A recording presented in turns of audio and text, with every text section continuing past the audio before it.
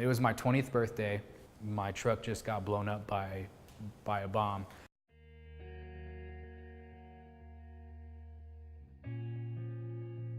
Growing up, I grew up with two parents who actually really practiced what it meant to be Christ believers. A relationship with Jesus Christ was what they ultimately were wanting for us. So I grew up in a home that was somewhat of a safe environment.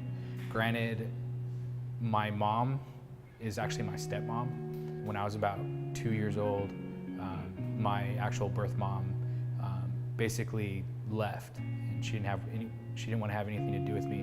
And that tied into me when I was younger praying for a mom, and then that led into the Lord providing a new mom for me, and then giving me this environment and this home where I grew up knowing and being taught Christian morals and Christian values. I was probably about 17, getting ready to turn 18, and I decided that in my infinite wisdom, I knew what was best for myself.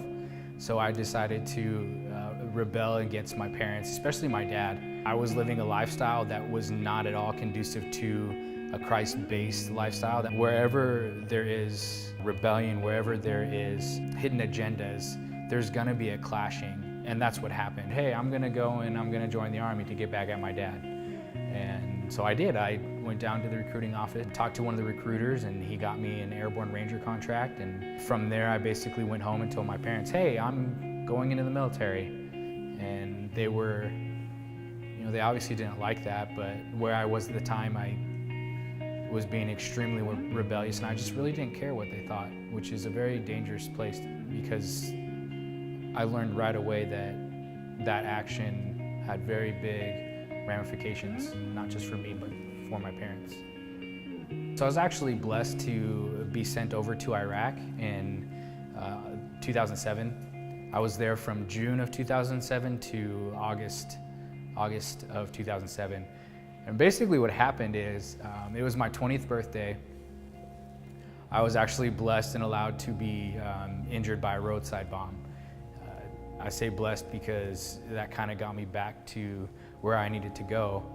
I was riding in my Humvee. I was the lead Humvee in a 4-truck convoy.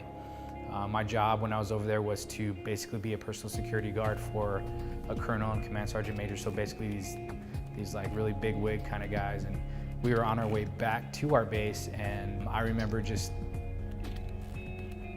all of a sudden just feeling vibrations, seeing dirt fly up in the air, and then just experiencing just this incredible heat, and realizing that my truck just got blown up by a bomb. And what that did was it blew open my neck, mangled my hand to the point where, obviously I don't have a hand, it's gone. I didn't like wake up in the morning and forget to put it on or something. I basically, after my recovery, which was about 2 years, I continued down a path that was very reckless because of the injury. I'll never forget, it was January 7th of 2011. I was homeless, I had nowhere to go. I was in my vehicle with all my stuff. And I remember just feeling despair, loneliness, and it's hard to explain, just feeling helpless. And I remember just crying out, like, God, what do you want from me? Like, what do you want me to do? I don't know who I am. And it was at that point in my life where he said, you need to go back to where you were running away from. So I went back to my parents' house and began this long recovery process, which included being allowed to understand that, hey, I can go back to college. And that's kind of where my trip to CBU came out of, was the Lord showing me, like, look, your life is no longer a wreck. I'm gonna use it, and I'm gonna take you places that you never thought possible. And I was told by multiple people, hey, you should apply to CBU. They've got a great program there that is really focused on biblical teaching.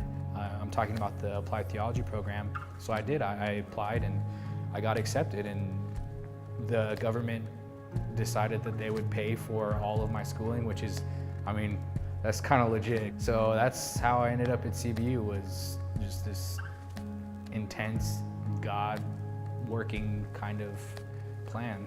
So